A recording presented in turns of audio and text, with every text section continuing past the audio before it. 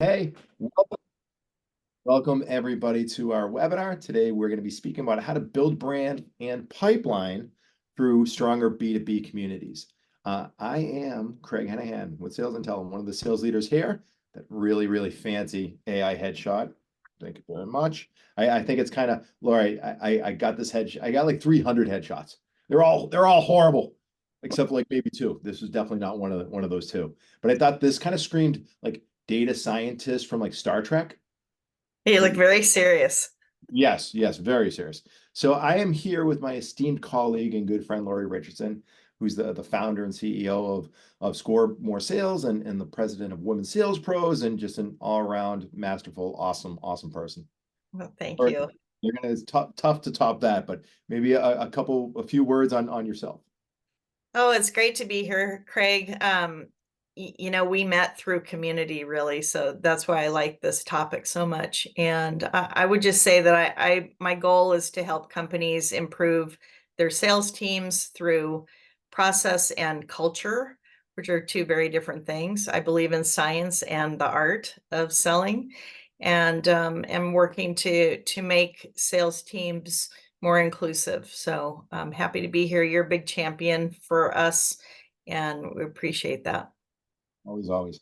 Well, you make it easy, and yeah, Lori and I, geez, probably like upwards of 10 plus years, way back. We're both kids, but it's just been fun through the years, and it's one of the biggest reasons why I think community is so important.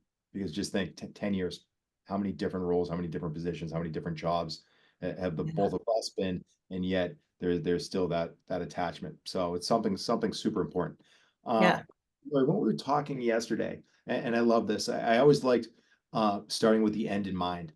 And when we think about building brands and building a community, you said something great, but you really talked about being stronger together. Can you elaborate on that just a little bit? Yeah, it's something that I've done in my sales career forever, and people people who know me know that I've been in sales for 4 decades. I used to say for decades, but then I say 4 decades. Forever. And the best sales situations that I've been in have been collaborative. I think it's something that I do naturally. I bring that to the table. A lot of other people do, particularly women tend to do that. And that's why women can be such a strong addition to a male majority sales team. And we bring the best of our resources. We all have different resources that we have. We have different ideas, we have different thoughts. And when we combine them, we can solve tough sales issues. And I approach a lot of sales scenarios when a client needs something like a puzzle, and we work to solve that puzzle together. That's what you can do collaboratively.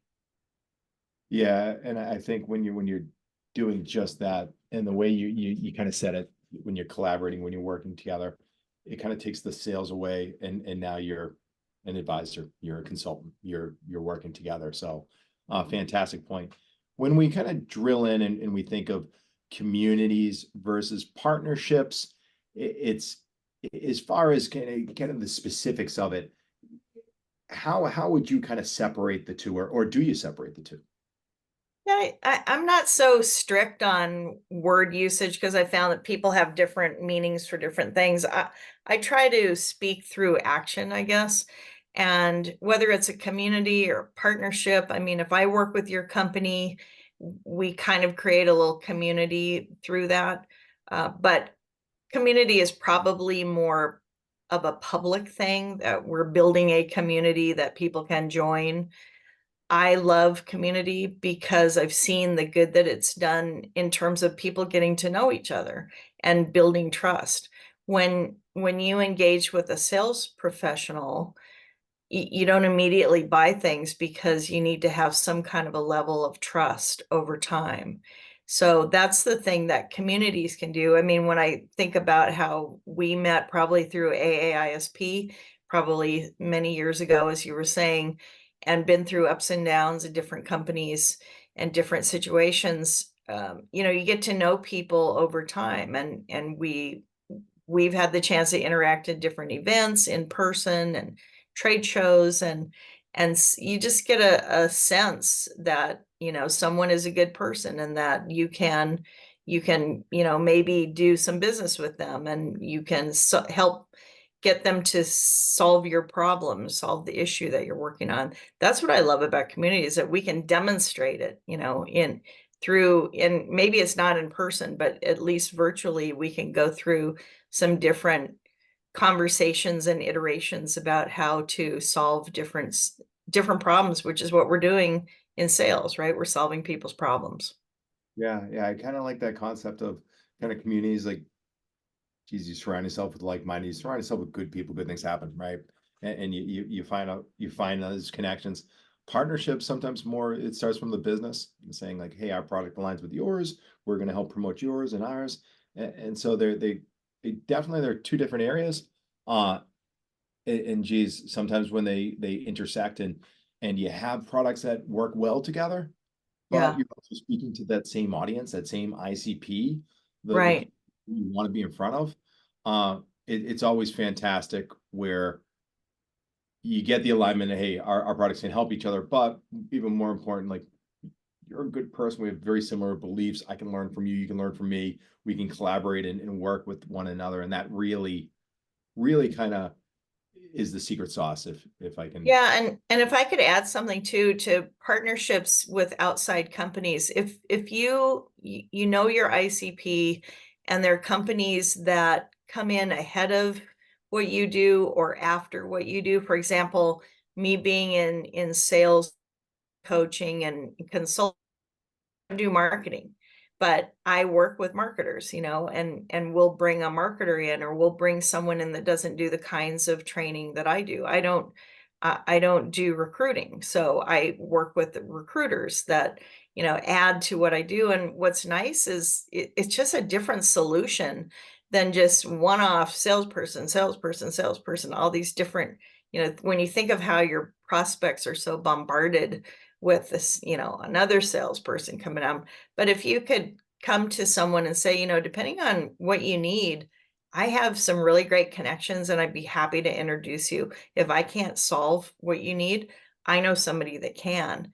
And maybe that'll save someone 6 or 8 or 10 conversations with other people trying to find the solution that they need. That's what I love about partnerships. Yeah, you know what? That's actually a fantastic point. And so many of us, especially in kind of the world that we're in, we're trying to help companies grow. And if they you find out what their needs are, and if that doesn't align with your bot, with your widget, with your solution, it really is great to say, hey, that's awesome. But what I hear you saying is maybe something more from Lori, who actually does this, would love to introduce you. And that's just good karma, sales karma, right? I'm gonna What? help solve Yeah. a problem for you, and it doesn't, you know, help me financially right now, but one hand, it's just, I like where your head's out there. It's refreshing to work with people that are not just like, hey, I got this thing. I think you'd be a good fit for it. Like, we don't need any more of that. We need professional selling where we're actually listening to the buyer and we're actually helping them solve their problems. If we can't provide it, we can offer some other route or ideas or direction that's very helpful to people. And today, with AI and everything else, this is what we need in order for salespeople to be successful. Well, well said, which kind of rolls right into our next area that we want to kind of focus on. And how do we build this up? Recipe for success That's through Chef Boyardee. you know it. I'm like, huh, recipe, chef, brand, Chef I love Boyardee. it. Like, I could have a spaghettio community. And then I realized that I found it, like, spaghettios was totally different, by the way. Yeah. Chef Boyardee just did beef raviolis. Ah, But good to know. yes, squirrel, squirrel, squirrel. I digress. But when we think of kind of like building communities, like, there's a couple of different areas to focus on, and I know you've done this successfully. And we discussed this, but I really like kind of the four kind of key elements, if we will. We said, make sure that you're choosing the right community or communities to participate in. Setting goals, making sure that you're aligned on what you're looking to accomplish. And then, like, what's long-term success look like? Because people do come in hot and heavy and all excited, and then it kind of fizzles out. So how do we plan for long-term success? And then really just having the right mindset. Yeah. Right? Anything When you you talk about mindset, I think about my underlying principle in business and maybe life is that I feel like I'm a lifelong learner. So Yeah, in my 20s, when I started in sales, I took the Dale Carnegie program. I learned how to stand up and, give a talk. big. And I did that out of my own pocket as a single parent. I didn't have the money to do it, but I found a way to make it happen.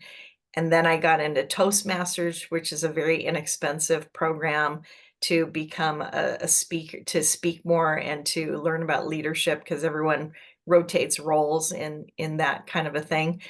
And it's progressed into many other things that I have invested in to develop professionally. But today, after 4 decades in sales, I learn from my clients, I learn from my partners, I learn from my community, and it's so important to do that. So I think the mindset first to be open to learning is really important. We don't know everything. I was just talking to my sister's son, my nephew, is a doctor, and he was saying, they don't call it a practice for nothing. Yeah. Like, even doctors don't know everything, but and I think we all know that by now. The older you get, the more the more you know that doctors don't know everything. But sometimes people act like they do, and I'm always shying away from anyone in sales who thinks that they know everything because they don't. People change, economies change, new things happen, like AI has come in to the forefront, and we need to be open to learning new things. So I think that's one of the first points that's important. I love that point, and when I hear you and I kind of think through, it's easy. Some are at large companies, some are at small companies, and you're the biggest fish in a puddle, right? I think of like I used to think I was good at pool because I had a small pool table in my house, Yeah. and then I went to a pool hall with real pool, and I realized that, oh my gosh, on a scale of 1 to 10, I was a 6, but I was a 6 on a scale of 1 to 100. So Yeah. just kind of finding other people within these communities that were absolute pros, it really helps you. It can humble you, but it can also show you that there's just so much more to learn, Yeah. which is kind of like, and hopefully see a lot of familiar faces. I did close to the impossible. I actually found a picture of you without glasses. Yes, it does exist. Yes, I remember that. Fantastic. But uh let's talk through, like, how do you find the right community, or I should probably say communities? Yeah. Well, it's interesting. Most of these folks on here do have some kind of communities and that's probably why you put them on there, I guess. Um, how do you choose it? So here's what I do. I have an interest to learn something specific, and I think that's a really good way to find a mentor or someone within your company to help you or outside of your company find where other people are talking about that. And it could be as simple. I mean, I have an e-bike now, and I join an e-bike community on Facebook and locally here in Tucson so that I could connect with other like-minded folks. And so that's pretty obvious, I think. Um, but you can try communities out. You shouldn't have to pay a lot of money to do anything until you can see it. Is this where the people are that I'm actually going to learn from, grow from, and maybe I can contribute myself? So I think it takes some trial and error. I don't know. What do you think? So absolutely. I do like the not overcommitting and kind of testing the waters, and getting a feel or a vibe from, like, not from a business perspective. I want to make sure that it aligns with, what my ICP is, right? Like, I might love it, but a Bitcoin community for me, I'd be way, way over my head, and it might not quite align with kind of my business or sales or professional goals. So Yeah. finding in my world, sales, revenue operations, marketing, like the right companies and the right people, so that I know that when I'm talking about my nerdy world of data, that it actually kind of resonates with what they're working with and seeing with. So I think there is an element of making sure that it kind of fits the right style or type of people, and then finding out. I know, geez, I have Jackie Leahy on here, who's an absolute monster genius when it comes to all things Jackie, shout out to Salesforce Jackie. and operations Yeah, and all that. But man, if I went to a Wizards of Ops community, I I would just be in the corner. So I think yeah, doing a little bit of due diligence and maybe following the information they're sharing, or the different channels that they have, and yeah. seeing if it really is kind of content that resonates with you, I think is important. Yeah, I'm one of the people that kind of pushes the limits on how many connections. Like I have more connections than I actively connect with more people than a lot of people do because a lot of people just can't take it. And I think there's numbers like, when if your company gets over 200 people or something, there's some number 100 or 200, you don't really get to know people. You can't really get to know them. I have lots of great connections and I have lots of different communities that I am a part of, more than normal people, I will say. And it's very rewarding to me because I'm a people person. Like I love live events because I'm going to meet somebody new probably. This morning I jumped on a weekly get together and I met some new people and I was so excited about that. And we've already connected on LinkedIn. And these are people that I don't immediately say, "Oh, I'm going to make some money knowing them." Yeah, But instead, I'm looking for interesting people. And I think that's important. Is that to me, there's no time expiration on how long I'm going to give our relationship or how long I'm going to give this community. If I feel like I'm contributing and I'm learning, it's a good place. It's a good feeling for me to be in. There's no expiration time where I go, oh, nothing happened here. But I do evaluate where I spend my time. And I did make a big decision last year after running a group of 50 sales experts in my women's sales pros group. I decided at the beginning of the year that that would be the last year that I would do it. I mean, 10 years is a long time. And so at the end of the year, we brought that to closure. But it sprouted up another community that's building now, which is really great. And I just started thinking about where I'm putting my time and where I want to make a bigger impact. And so those are important decisions to have with yourself, conversations. when you sunsetted that one, did you find that the majority of the people there kind of went to another, or was there like an overlay? Like how does that work? Well, in that group, they wanted to keep that group together, so they immediately got an informal board, temporary board in place, and got people together, and they're continuing to build it into something, and there'll be an in-person event later this year, and so in that case, it was a very tight group, and I didn't realize how tight it was actually until I saw the efforts people were making to try to keep it together. But as you mentioned, many of us have gone into other new things. I joined the National Speakers Association, which I hadn't been in for many years. And so there are always new things that you can do. I joined another community that's online for entrepreneurs, which is really helpful for me. And I just, continue to learn and find different ways and different people that have messages to share, so that I can, keep improving. I mean, that's the bottom line for me. It is. And I will say there is something kind of fun and special when you're part of a community, and we're either working from home or you're in the office, but you're interacting and exchanging ideas, whether it's on LinkedIn or whatever. And then you go to an event and you actually meet in person. You're like, Yeah, hey, like I've been following you, or you're on a podcast that I've been listening to, and then you meet him in person, and wow, you're shorter than I thought or taller. But yeah, it's an instant like you feel you have to hug, right? yeah. And that's actually really, really great when you can go to an event. I think, where do we bump into each other? Like the Adobe event, or in Blaze, or we're I some don't know. one of these recently, and it's like I hadn't seen you in so long, and it was like, Lori, like, and it's great to finally meet in person with so many of these different people that you've been Yeah, introduced to these communities. It's it's really definitely good for sure. Special. Sweet. So when we think on kind of where do we start, and you'd mentioned this earlier about making sure you're authentic, but kind of aligning on what the goals um of the group should be. Like, is that something that you do on your own? Is it already like in the community? How exactly would you recommend, or how have you seen this done in the past?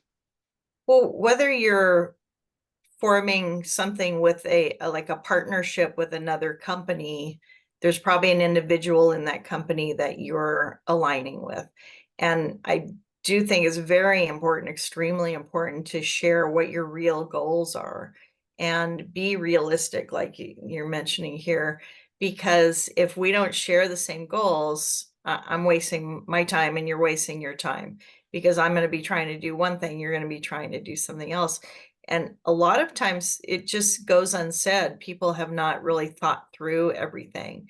And I could take this further in when you think of people that actually form a business partnership, they often don't think everything through. Something happens and then it breaks apart, and it's not pretty in a lot of cases in the things that I've seen. And it's because people didn't think through, well, what happens if this? What if I'm working more than you are at this? How will you feel about that? At what point should we have a meeting? At what point should we change? If you're just working on business prospecting, which I think is a great idea, and I encourage people, I do this formally. I have a revenue roundtable group, and it keeps me talking every week. In fact, I keep track of my conversations. These are 3 conversations a day that I've had with people this week. That color Because coded by is that color coded by how good or bad the conversation is? Am I in the no, red? it's just different color every day. I have a lot of colors in my world. And but that's a fun way, because I'm visual. That Yeah. for me, having 3 conversations a day minimum with potential customers, potential buyers, or strategic referrers is really important for most of us to do. And I would contend that a lot of salespeople aren't even talking maybe to 3 people in a conversation because they're having trouble reaching them. So you got to figure out, team up with people, have a partnership just to work on, let's reach more people this week. And they can be outside of your company. It doesn't have to be within your company, although that can be fun too. And I posted this on my LinkedIn this week, that I spiff myself. I have contests with myself, and anyone can do that, because I've had some awful managers in my sales career. I had 23 managers in my sales career, and some were awful and some were awesome. But the awful ones, I didn't wait for them to inspire me or motivate me. I did it myself. So you can do that too. So 2 things. Number one, love the part of just what you just said about kind of learning or not learning from managers. Sometimes the best managers I've had in my companies weren't my manager. They were somebody Yeah, else. And I said, right. forget this knucklehead.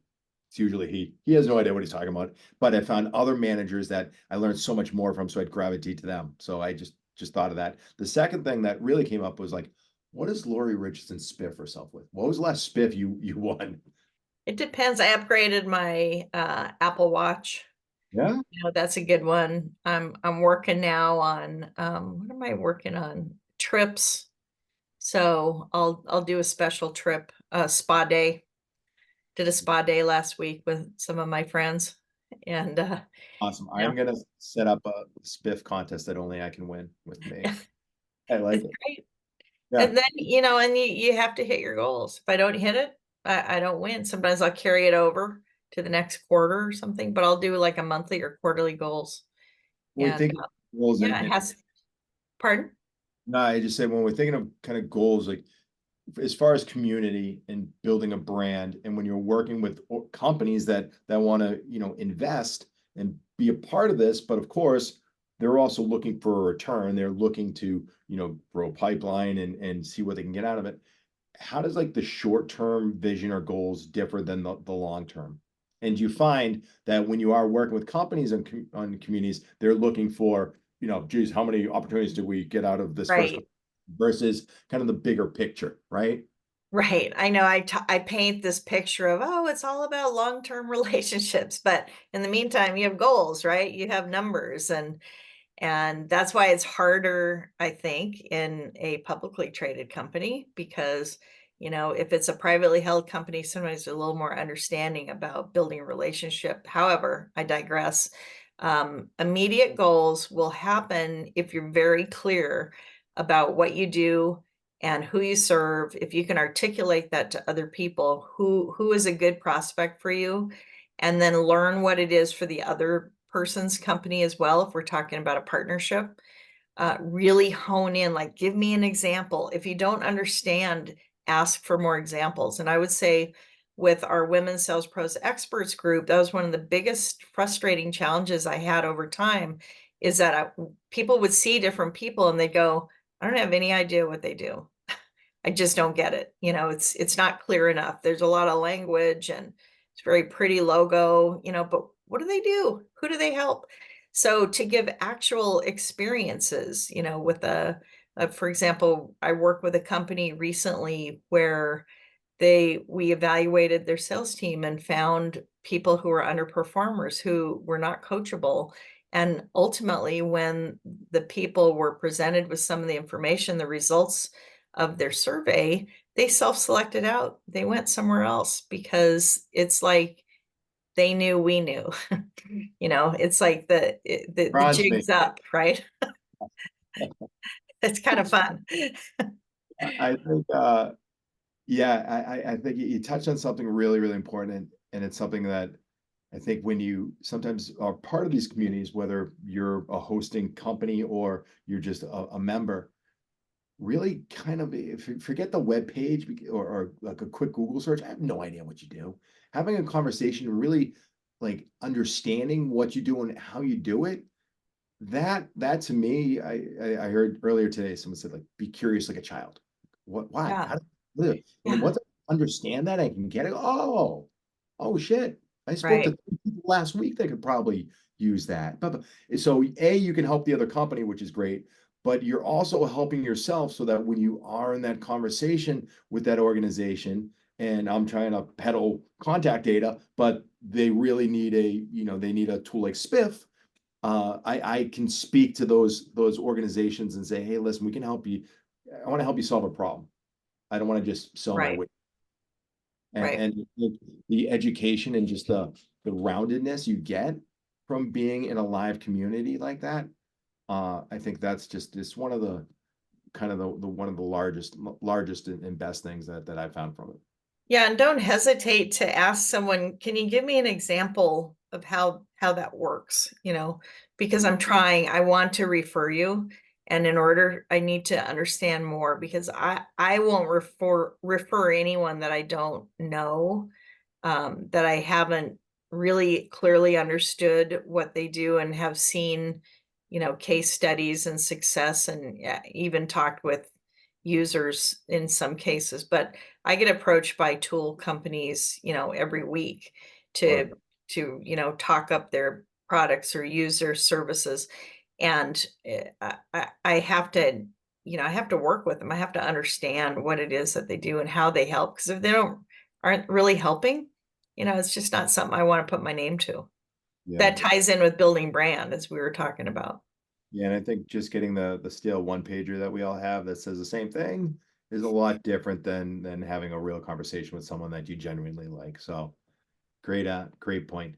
As far as kind of the go to market, like planning the execution of these different communities, I'm sure it's a crawl, walk, jog approach, but I guess how active should you be? Like how many different communities do you join at once? What are your for the younger people watching today that are saying, geez, I should get out of my basement. I should actually Yeah. start joining these communities. Like where does it start? And then also let me also ask from a business from a company perspective, how do you know what communities to invest in? How do you know what's going to be, the biggest bang for the buck, for lack of a better term?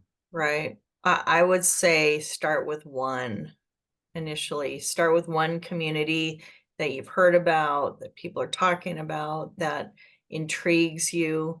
and check it out and see what you like, because this is a thing about community. And I've talked to a lot of people about this, about my own groups that I have run, is that just because someone joins a community doesn't mean they're going to engage or really be a part of it. In fact, only about 20% of the people engage in any one community. I think that was something Leslie Greenwood told me, who is a real expert on community building.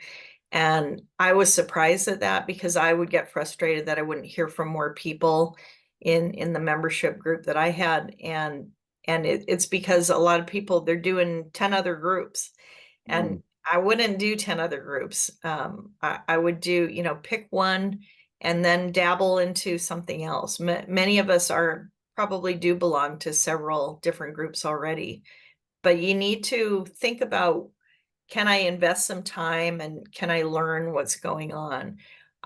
I've done less now rather than more, because I want to go deeper within each group that I'm in, mm, rather than be spread out too thin. When you're spread out too thin, you never really know what's going on. You miss things, you miss events, great people that are going to be live on a webinar or something. I find out later, oh, I wish I would have known. Well, I did know, because I got an email. I just never, it didn't connect because I was going. So slow down. That's the first thing I would say. And choose wisely. Choose something different each quarter if you want. Like this quarter, I want to get more strategic referrers. So I'm going to join a community where there are people kind of around my ICP. And I'm just going to see if I can make 10 connections over the next 3 months. I also think summer is a great time it's a 3-month deal. And if you say June, July, August, over the course of the summer, I want to gain this skill, or I mm. want to have 10 new strategic referrers, or I want to, learn more about this aspect of my industry. That's a really great, have a time bound thing where it has a start, it has an end. And then you can check on yourself at the end of each month to see what you have developed and what you've done. And you can do this in community as well. Yeah. So 20%. It's funny, I was kind of surprised when you first said that. And I'm like, how many communities am I a part of where I'm just kind of lurking and just looking over the Right. fence? I'm It's probably true. only It's so guilty true. of that as well. I think interacting is like every now and then I'll throw a like Yeah. Hey, snarky comment. I see you. Yes, yes. Sometimes I get really crazy and I'll put like the deep thought one on there. But yeah, I think I definitely I could see that. Also, I find it's compelling or helpful when you are working with communities, kind of the educational piece, like what content do they kind of provide and how does it kind of align with what their vision, mission, values is? And also back to, I think you'd mentioned ICP, making sure that it's relevant to our world. So whether Yeah. you, but And I'm just going to add, if you want to really get known in a short amount of time, that people have talked about, how can I get quicker goals? How can I do something quicker with more results? Get volunteer to do something, lead a webinar, or lead a small group, or, have some expertise that you can share in the group, and you'll get known for that. And then people will talk to you about opportunities, and it just works that way. So give a little bit, and be known, share your name out there. Like we volunteered. I volunteered for 10 years with AAISP, and you were a volunteer in our Boston chapter, Craig, and I'm still are, laughing I because think. if you remember, I was the ice guy for like the Yeah. first 2 years. Craig And saved us I was one time. Yes. contribution. I would get ice and get ice, and then it kept coming, and they were like, "Ice, I got you." And then Yeah. like, do you want to step it up a little bit? Do you want But to make that's what we needed. We needed that specific help, and that's how Craig got known, is that he came in and solved a problem for people. And ice? that's the way you can get known in a community, is to help the people that are saying, oh, I wish we had this or that. Make one, create something. There's no reason why you can't do. We need more members. Oh, okay, I'm going to go recruit some people and bring them in. Just, Yeah. listen and respond, just like we do with our buyers.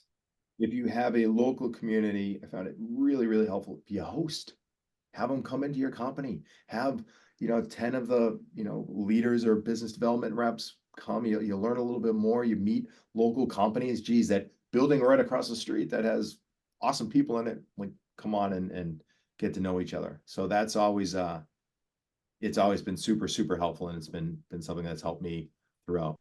Uh, so when we talk about really kind of long-term vision, mission, value, where our goals are, uh, if I'm a company that wants to get involved, and I'm thinking like where does our participation in funding or participating with a community, what should, or what do you, I should say, when you're setting expectations for an organization? Because of course, if they're sponsoring whatever it might be, where does your mind go when you're talking with them?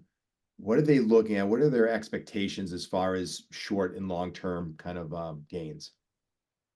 Sponsors that I like to work with are not like micromanaging, like we have to have all the names and all the this and all the that of participants. And sometimes people do, depending on what the circumstances are. But I like to work with leaders who do have a big picture vision that know, you know what, this might take a couple of years, but we're gonna build up this community. And without the pressure of, what are the results? What are the results? We need quarterly results. There's a fine mix to that where I can give some success stories like, hey, we talked up your brand on LinkedIn and other social media. Somebody made a great connection. It was through your platform. And so it's good to give some short-term, rewards, but also top leadership, if someone is sponsoring, needs to believe and understand that it is a long game. That this is no different than marketing, like what I remember Gary Vaynerchuk saying, what's the value of your grandmother? When people are like, I want to know the value of everything. Like if I invest, how's it going to pay off? And it's some things are just, it's like, it's really important, and we don't have a specific answer for you, but we have a general idea that is going to be really good for your brand. And it shows other people when people team up with women sales pros, for example, it shows that they're a company that was vetted by us, because we don't accept just everybody to work with us. And also they're aligning, they're putting their star with us to help get more inclusive sales teams. And that says something over time. Yeah, I think one hand washes the other, and of course with marketing, like you mentioned, CFO wants to see immediate gains, but when you're part of a community, it helps with all your other marketing efforts. So we'll go to a community, we'll have I'm thinking in Blaze that I'm a part of here in Boston. We'll have a great event where it's more learning about people and what they're doing in their son's baseball league and whatever it might be. But then a couple of weeks later, we might be running a specific like dinner event. And now I can say, wait a second, Lori's awesome, but she's not quite the best fit here. But Julie, as long as you don't have that Thursday basketball game, like it would be awesome for this event. And when you come to that dinner, now it's going to be more of a business conversation and hopefully not more of a pitch session, but a little different than when you're talking about a community and you're kind of leveraging just relationships and getting to know each other. Yeah, absolutely. I think a big picture wise, having companies kind of going in with that mindset and knowing that it's more about educating than it is just about pitching, and you're not going to walk out with 3 opportunities. And I think a lot of these communities too are hip to that, or they kind of hopefully they wave the flag, and the last thing you want is someone that's walking in with an order form trying to close 3 deals, like not. Yeah. It's just like that LinkedIn, we connect and then you immediately pitch me. It's just like, come on. Donkey signs in your inbox. Let's go. Yeah, nobody likes that. Great. Well, we're about 10 minutes in, 10 minutes left or so. I thought we might turn it to some Q&A. So let's see, we have some great questions in, and this is a great one. What are ways to get this is when you find out how little I can read. But looking for ways that we can get a good show. How do we get more immediate value from a community partnership? I guess this is coming from like a business perspective. Yeah, and I think that goes to what I was talking about earlier about, do you know who all your members are, what they do, who they know? Have you looked into their LinkedIn connections, for example? Have you done research on the members? And to see, maybe, hey, Craig works with B2B companies like I do. Maybe he and I can, set up a call and see who we know. So, I would say, work to set up individual one-on-one conversations with people that share your, industry, or just even B2B, because a lot of us sell to all sorts of different industries within B2B. But how could I refer Craig, and how could he refer my company? We need to set up a time to do that. So individual conversation is really important. Keep track of them. Know who the people are. I mean, you can't learn too much about someone that years ago, there was a book written by Harvey Mackay, and the guy had, I think he had an envelope company, Mackay Envelopes. And he used to do these questions where he would know all his prospects and customers. He would know their birthday, he would know their kids' names. I mean, you can't know too much about someone so that you can follow up. And with people sharing so much on LinkedIn now, it's not hard to say, hey, how's your dog Bowser? Because they posted about Bowser a month ago. It Lord. shows that you're paying attention, and that they're not just oh, hey, how are you? I love what you do. Because I get these generic messages, and I know that they don't have any clue who I am. Right. And it's not impressive. If you want to impress me, you talk about things that I'm talking about, and show me that you've actually read what I've done or listened to a podcast. About John Burroughs, show me you know me, but not too much. Let's not be creepy about That's it. Yeah. Samantha McKenna, actually. Oh, whoa, whoa. Hey, my bad. I'm sure we've all said at some point. Yeah. Uh, Yeah. this is a good question that came in. What do you do? How do you act? How do you handle when your direct competitors are in the same community pitching? How to handle it? Well, I don't think anybody should be pitching in the community, first of all. So stop pitching. But the fact is, I've worked with many, the people that were in my community that I talked about earlier. We're all in the same sector. We all did this very similar things in three different areas: training, consulting, coaching.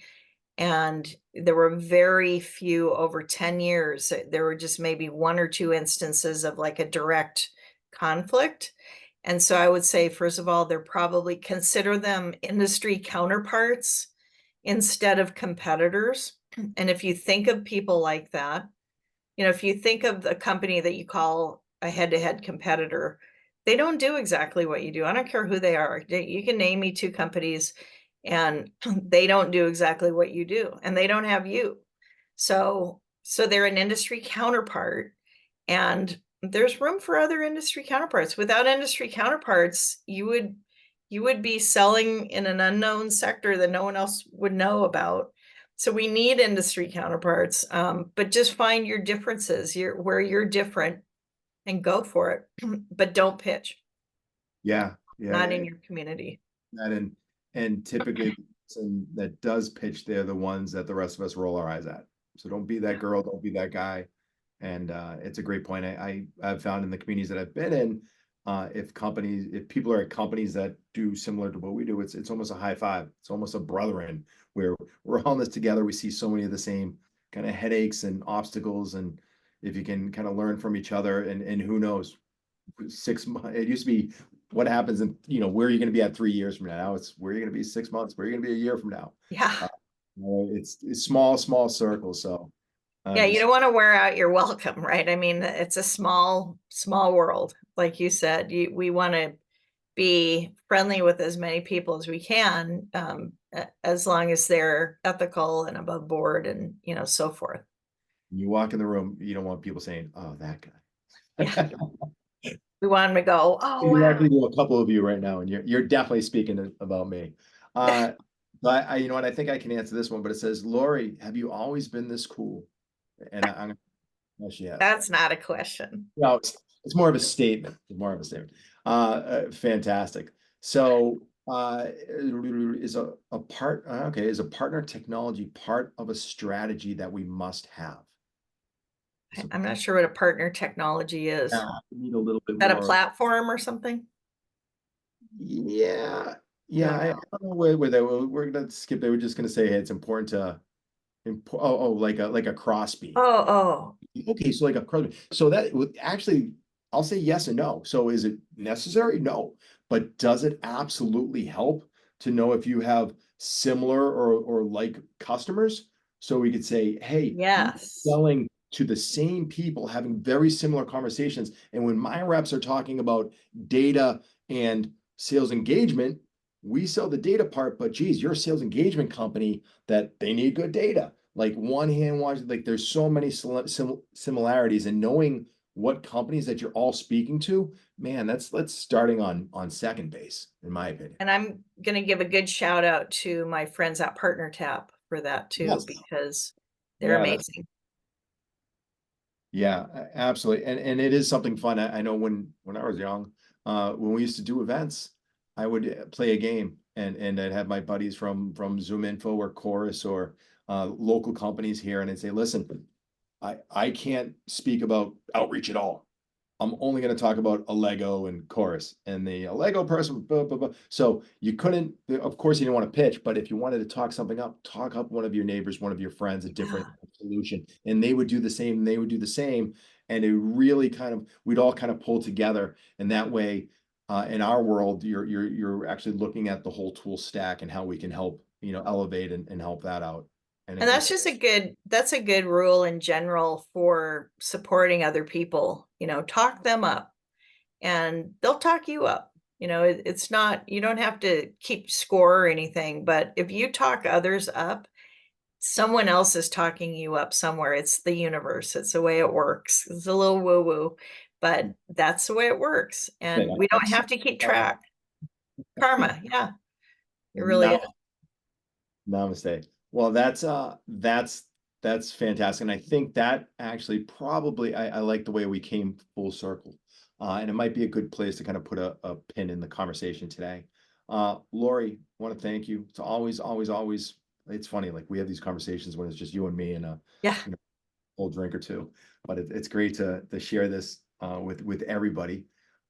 Lori, last question, because I like this. Right now, is there a specific book or podcast or recent webinar that you saw that really kind of you said, oh shit, I want to share this with people?